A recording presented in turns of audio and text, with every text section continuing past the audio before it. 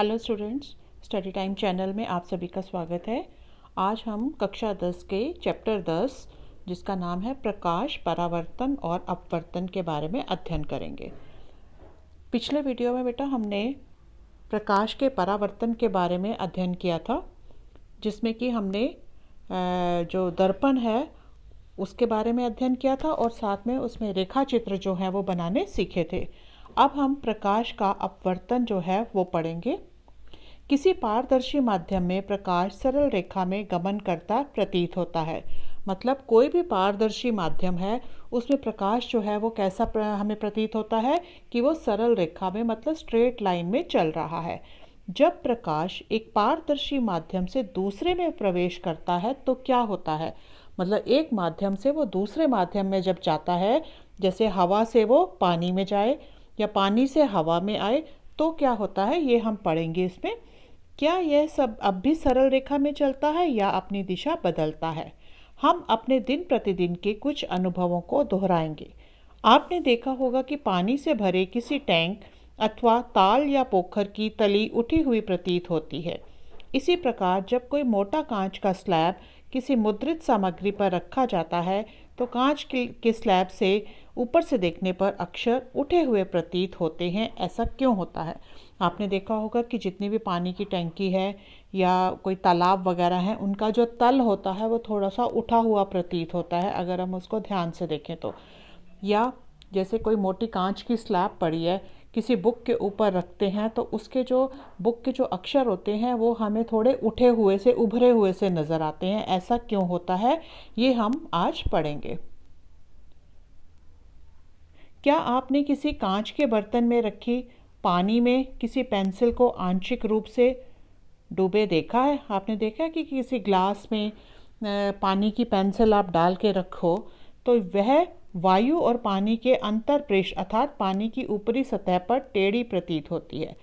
आप किसी भी ग्लास, कांच के ग्लास में पानी रखो, डालो और उसमें पेंसिल रखो, तो पेंसिल जो है आपको वो थोड़ी सी, जब पानी का जो तल होता है उस पर थोड़ी सी आपको टेढ़ी नज़र आएगी। आपने देखा होगा कि पानी से भरे किसी कांच के बर्तन में रखे नींबू पार्श्व से देखने पर अपने वास्तविक साइज से बड़े प्रतीत होते हैं।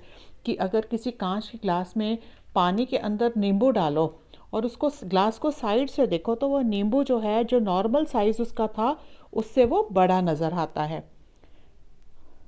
ठीक है, आइए पानी में आंशिक रूप से डूबी पेंसिल के मुड़े होने की घटना पर विचार करें। पेंसिल के पानी में डूबे भाग से आपके पास पहुंचने वाला प्रकाश पेंसिल के पानी से बाहर के भाग की तुलना से भिन्न दिशा में आता हुआ प्रतीत होता है। इसी कारण पेंसिल मुड़ी हुई प्रतीत होती है।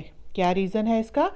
पेंसिल के पानी में डूबे भाग से उसके पास पहुंचने वाला प्रकाश पेंसिल के पानी से बाहर के भाग की तुलना में भिन्न दिशा से आता हुआ प्रतीत होता है। मतलब जो पानी के अंदर पानी पेंसिल का हिस्सा है वहाँ पे जो प्रकाश है, और जो पानी से बाहर पेंसिल का हिस्सा है वहाँ पे जो प्रकाश है वो अलग दिशा से आता हुआ हमें लगता है। यदि पानी के स्थान पर हम कोई अन्य द्रव जैसे केरोसिन या तारपीन का तेल प्रयोग करें, क्या तब भी पेंसिल उतनी ही मुड़ी दिखाई देगी? यदि हम कांच के स्लैब को पारदर्शी प्लास्टिक के स्लैब से प्रतिस्थापित करें, तब भी अक्षर इसी ऊंचाई से उठे प्रतीत होंगे। आप देखेंगे कि अलग अलग माध्यमों के युग्मों के लिए इन प्रभावों का विस्तार अलग अलग है। ये प्रेक्षण सूचित करते हैं कि प्रकाश किसी माध्यम में एक ही दिशा में गमन नहीं करता। ऐसा प्रतीत होता है जब प्रकाश एक माध्यम से दूसरे माध्यम में तिरछा होकर जाता है तो दूसरे माध्यम में उसके संचरण की दिशा परिवर्तित हो जाती है। ठीक है, इसमें क्या है कि जब भी प्रकाश एक माध्यम से दूसरे माध्यम में प्रवेश करता है तो क्या होता है, उसमें उसके प्रकाश के जाने की दिशा, संचरण की दिशा जो होती है वो क्या हो जाती है, थोड़ी सी बदल जाती है। इस परिघटना को विस्तार से कुछ क्रियाकलाप करके समझेंगे। यहाँ पे देखो एक क्रियाकलाप दिया हुआ है। पानी से भरी एक बाल्टी की तली पर एक सिक्का रखिए। अपनी आँख को पानी के ऊपर किसी पार्श्व में रखकर सिक्के को एक बार ऊपर से उठाने का प्रयत्न करें। क्या आप सिक्का उठाने में सफल हो सकते हैं? इस क्रियाकलाप को दोहराइए। आप इसे एक बार में करने में क्यों नहीं सफल हो पाए? तो जब आप बाल्टी में सिक्का डालते हो और उसको उठाने की कोशिश करते हो तो आप एक ही बार में उस सिक्के को उठा नहीं पाते, क्योंकि वहाँ पे जो है कोण जो है, प्रकाश का जो माध्यम एक माध्यम से दूसरे माध्यम में गया तो उसका जो गमन का रास्ता है वो क्या हो जाता है, थोड़ा सा तिरछा हो जाता है। तो हमें जिस स्थान पे वो लगता है कि वो सिक्का होगा वहाँ पे एक्चुअल में वो होता नहीं है। अपने मित्रों से इसे करने के लिए कहिए। इनके साथ अपने अनुभव की तुलना कीजिए। ठीक है। इसी तरह किसी मेज पर एक बड़ा उथला कटोरा रखकर उसकी तली में एक सिक्का डालिए। कटोरे से धीरे धीरे दूर हटिए। जब सिक्का ठीक दिखाई देना बंद हो जाए तो रुक जाइए। अपने मित्र से सिक्के की विक्षुब्ध किए बगैर कटोरी में पानी डालने को कहिए। अपनी स्थिति से सिक्के को देखते रहिए। क्या सिक्का उसी स्थिति से पुनः दिखाई देने लगेगा? ये कैसे संभव हो पाता है? तो इसमें क्या है, आपने एक कटोरे में एक सिक्का रख लेना और उसको उतनी धीरे धीरे पीछे होते जाना जब तक कि आपको वो सिक्का दिखना बंद ना हो जाए। फिर आपका मित्र उसी कटोरे में पानी डाल देगा। ठीक है। तो आपने ये देखना है कि आपको वो सिक्का जिस दूरी पे आप खड़े हो अब वहाँ से दिखाई दे रहा है या नहीं दे रहा। ठीक है। इसके बाद देखिए नेक्स्ट है, कटोरे में पानी डालने पर सिक्का फिर से दिखाई देने लगा। मतलब जब हम आपके मित्र ने उस कटोरे में पानी डाला तो वो सिक्का आपको, आप जिस दूरी पे खड़े थे वहाँ पे दोबारा दिखाई देने लग पड़ा। प्रकाश के अपवर्तन के कारण सिक्का अपनी वास्तविक स्थिति से थोड़ा सा ऊपर उठा हुआ प्रतीत होता है। तो वो थोड़ा सा ऊपर क्यों हमें नज़र आ गया, ऊपर ऊपर उठा हुआ? क्योंकि प्रकाश में अपवर्तन हुआ। ठीक है। इसी तरह ये वाला भी आप पढ़ लोगे। अब है कांच के आयताकार स्लैब में से अपवर्तन।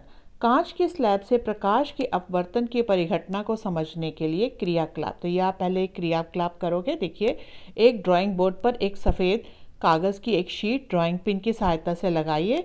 शीट के बीच में कांच का एक मतलब आपने एक शीट लेनी है। शीट पे आपने क्या करना है, एक आयताकार जो है वो स्लैब रख लेना, ग्लास स्लैब जो होता है। पेंसिल से स्लैब की रूपरेखा खींचिए। इस रूपरेखा का नाम ABCD जो है वो आपने डाल देना। ये हो गया A, B, C और D। 4 एक समान ऑल पिन लीजिए। 4 बराबर के ऑल पिन ले लो आप। 2 पिन मान लीजिए E और F ऊर्ध्वाधर इस प्रकार लगाइए कि पिनों को मिलाने वाली रेखा कोण ABK से कोई कोण बनाती है। यहाँ पे आपने इस तरह से कोई 2 पिन यहाँ पे लगा देना, एक यहाँ पे लगा देना, एक रेखा खींच के यहाँ पे आपने को जो है पिन लगा लेने हैं। पिन E और F के प्रतिबिंबों को विपरीत फलक से देखिए। दूसरे 2 पिनों माना G तथा H को इस प्रकार लगाइए कि वे पिन E और F के प्रतिबिंब एक सीधी रेखा पर स्थित हों। तो बेटा ये आपका प्रैक्टिकल भी है साइंस का। इसमें क्या है, आपने ग्लास स्लैब ये हमने बीच में रखी। ठीक है, ये ग्लास स्लैब रखी। यहाँ पे हमने जो है वो क्या कर दिए, 2 पिन लगा दिए। एक पिन इधर लगा दिया, एक पिन इधर लगा दिया। अब इस तरफ बच्चा जो है वो खड़ा होके देखता है कि जहाँ से वो प्रकाश की किरण उसको सीधी लगती है वो वहाँ पे 2 पिन लगा देता है। ठीक है। अब इन दोनों पिनों को क्या किया जाता है, इस तरह से मिला दिया जाता है। अब इसको और इसको अगर हम मिलाते हैं तो ये जो है स्ट्रेट लाइन नहीं आ रही। यहाँ पे देखो थोड़ा सा तिरछा आ रहा है यहाँ पे। ठीक है। तो जो यहाँ पे ये तिरछा क्यों आ रहा है ये हम आगे पढ़ेंगे इसमें। ठीक है। यहाँ देखिए नेक्स्ट में, इस क्रियाकलाप में आप नोट करेंगे कि प्रकाश किरण से अपनी दिशा O तथा O' पर परिवर्तित की है।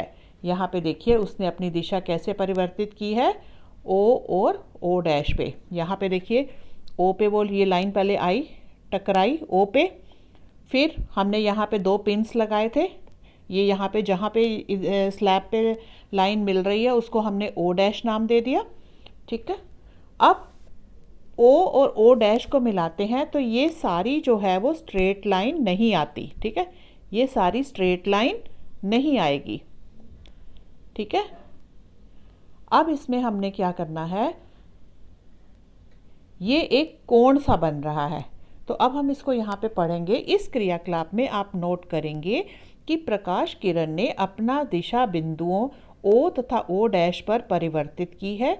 नोट कीजिए दोनों बिंदु O तथा O' दोनों पारदर्शी माध्यमों को पृथक करने वाले पृष्ठों पर स्थित हैं। ये देखो, ये है वायु वाला और ये है कांच है। तो वायु में जो है इसकी दिशा इसकी गति, और कांच में जो है गति जो क्या होती है, दोनों में फ़र्क होती है। तो यहाँ पे O' और O' में क्या है, दोनों माध्यम से अलग हैं। यहाँ पे देखो वायु माध्यम है और यहाँ पे कांच माध्यम है, तो यहाँ पे O है। O' किधर है, ऊपर कांच वाला माध्यम है और नीचे क्या है, वायु वाला माध्यम। तो ये दोनों को क्या कर रहे हैं, अलग कर रहे हैं। AB के बिंदु O पर एक अभिलंब N खींचिए और दूसरा अभिलंब MM CD के बिंदु O' पर। यहाँ से हमने एक 90 डिग्री का कोण खींच लिया और यहाँ इस बिंदु से भी हमने एक अभिलंब, यहाँ पे एक 90 डिग्री का कोण जो है वो खींच लिया। बिंदु O पर प्रकाश किरण विरल माध्यम से सघन माध्यम में अर्थात वायु से कांच में प्रवेश कर रही है। वायु जो है वो विरल माध्यम है, कांच जो है वो सघन माध्यम है। तो वायु क्या हो रहा है, किससे जा रही है, विरल से सघन माध्यम में जा रही है। नोट कीजिए कि प्रकाश किरण अभिलंब की ओर झुक जाती है। यहाँ ये किरण आ रही है, ये अभिलंब की ओर थोड़ी झुक रही है। ये वाली किरण देखो अभिलंब की ओर झुक रही है। O' पर प्रकाश किरण ने कांच से वायु में अर्थात सघन माध्यम से विरल माध्यम में प्रवेश किया। अब O' पे यहाँ पे क्या किया उसने, यहाँ पे ये सघन था, ये सघन है और ये क्या है, वायु जो है वो विरल है, ये भी विरल है। ठीक है, तो सघन से वो कहाँ आ रही है, वो विरल में आ रही है। ये देखो विरल में आई।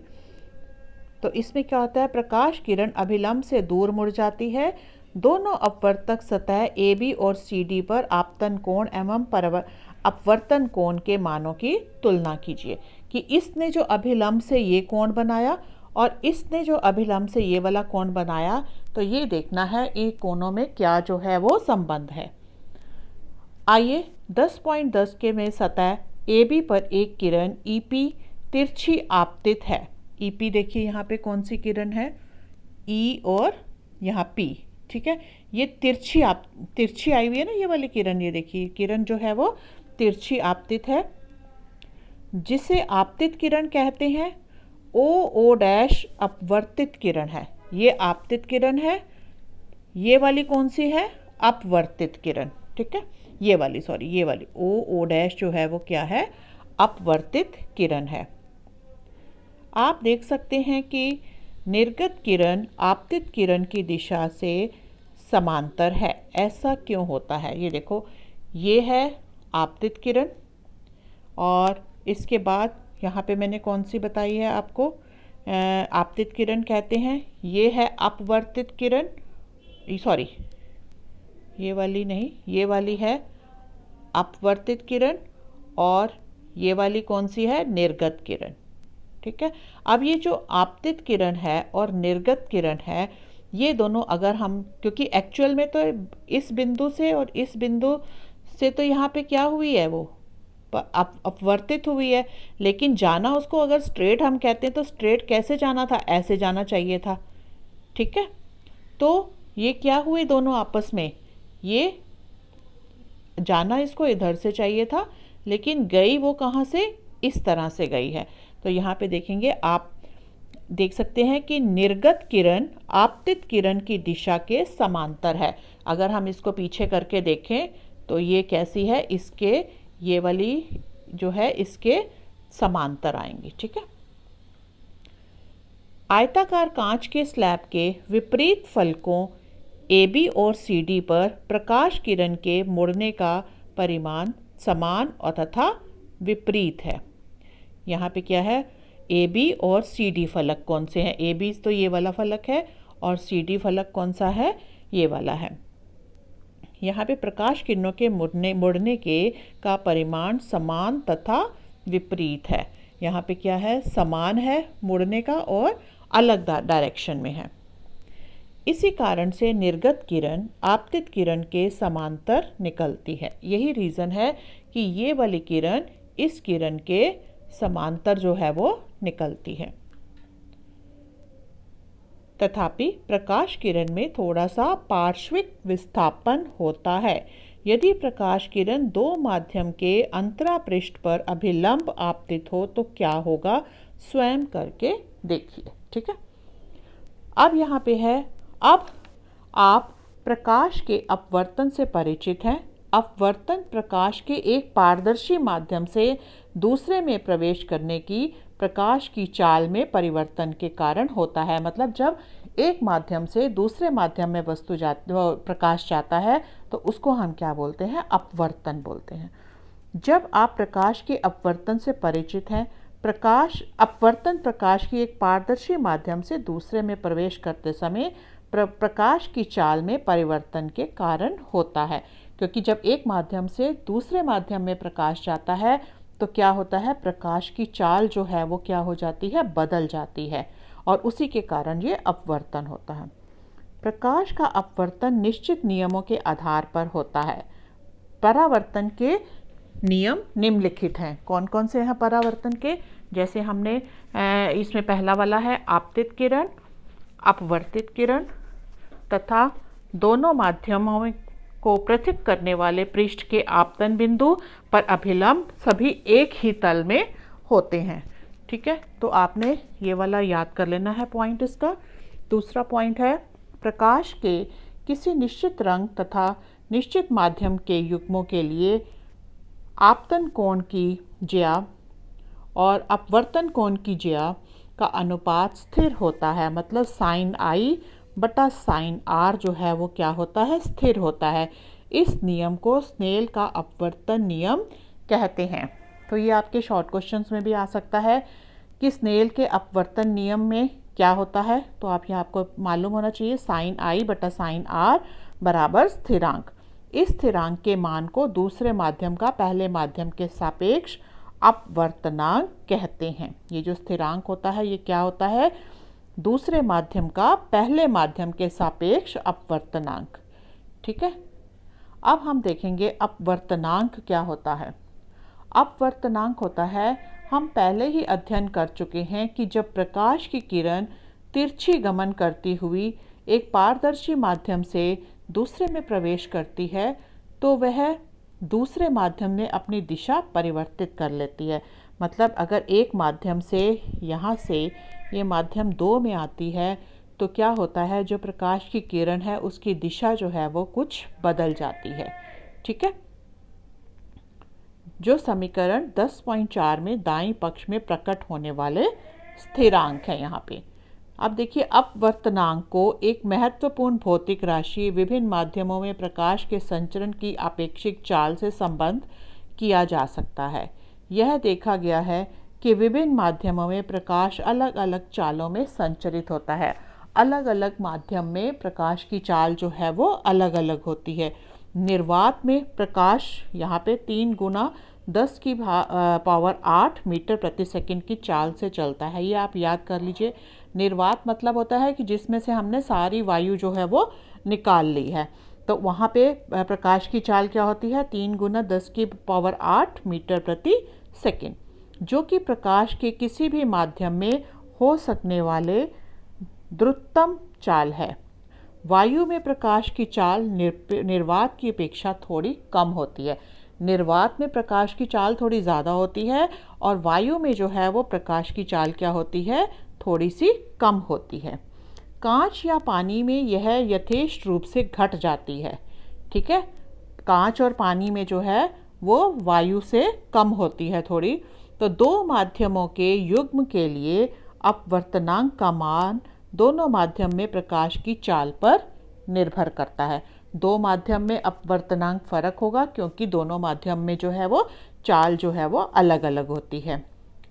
जैसा कि नीचे दिया गया है, चित्र 10.11 में दर्शाए अनुसार एक प्रकाश की किरण पर विचार करें जो माध्यम 1 से माध्यम 2 में प्रवेश कर रही है। या ये देखिए, ये जो किरण है ये माध्यम 1 से माध्यम 2 में प्रवेश कर रही है। मान लीजिए प्रकाश की चाल माध्यम 1 में v1 है, तो यहाँ पे क्या है v1, ठीक है। और माध्यम 2 में v2 है, यहाँ पे है v2। माध्यम 2 का माध्यम 1 के सापेक्ष अपवर्तनांक माध्यम 1 में प्रकाश की चाल तथा माध्यम 2 में प्रकाश की चाल के अनुपात द्वारा व्यक्त करते हैं। इसे प्रायः संकेत n2 से 1 से निरूपित करते हैं। इसे समीकरण के रूप में निम्न प्रकार से व्यक्त करते हैं। n2 क्या है? माध्यम 1 से प्रकाश की चाल और बटा माध्यम 2 में प्रकाश की चाल, मतलब v1 बटा v2। इसी तर्क के मध्य से माध्यम 1 का माध्यम 2 के सापेक्ष क्या हो जाएगा? माध्यम 1 का माध्यम 2 के सापेक्ष है तो 1n1 2 हो जाएगा, ठीक है। से निरूपित करते हैं तो यहाँ पे 2 वाला ऊपर आ जाएगा और 1 वाला नीचे आ जाएगा। यदि माध्यम 1 निर्वात या वायु है तब माध्यम 2 का अपवर्तनांक निर्वात के सापेक्ष माना जाता है। इस माध्यम का निरपेक्ष अपवर्तनांक कहलाता है। ये आपको याद करना पड़ेगा इसकी डेफिनेशन बेटा, कि निरपेक्ष अपवर्तनांक जो है क्या होता है। यह केवल n2 से निरूपित किया जाता है। यदि वायु में प्रकाश की चाल c है और माध्यम में प्रकाश की चाल v है तब माध्यम का अपवर्तनांक क्या होगा? n20 है, ठीक है। यहाँ पे देखिए, सॉरी nm होगा, nm होगा। nm क्या है? वायु में प्रकाश की चाल बटा माध्यम में प्रकाश की चाल, ठीक है। तो c बटा v। तो माध्यम का निरपेक्ष अपवर्तनांक केवल अपवर्तनांक कहलाता है। और सारणी 10.3 में अनेक माध्यमों के अपवर्तनांक दिए गए हैं और इससे आपको ज्ञात होगा कि जल का अपवर्तनांक NW, वाटर होता है ना, तो NW क्या है? 1.33। इसका अर्थ है कि वायु में प्रकाश का वेग तथा जल में प्रकाश का वेग का अनुपात 1.33 है। इसी प्रकार क्राउन कांच का अपवर्तनांक Ng जो है 1.52 होता है। और यहाँ पे ये देखो सबके माध्यम दिए हुए हैं, माध्यम में कितनी क्या अपवर्तनांक है उनके, ठीक है। और यहाँ पे भी माध्यम दिए हुए हैं और उनके अपवर्तनांक आपको दिए गए हैं यहाँ पे, ठीक है। अब नेक्स्ट में, अब इसके बाद हम यहीं पे ये लेसन समाप्त करते हैं। इसका जो गोलीय लेंसों द्वारा अपवर्तन है वो मैं आपको नेक्स्ट क्लास में जो है बताऊंगी। और अगर आपको ये लेसन अच्छा लगा है तो लेसन को लाइक और कमेंट ज़रूर करिए।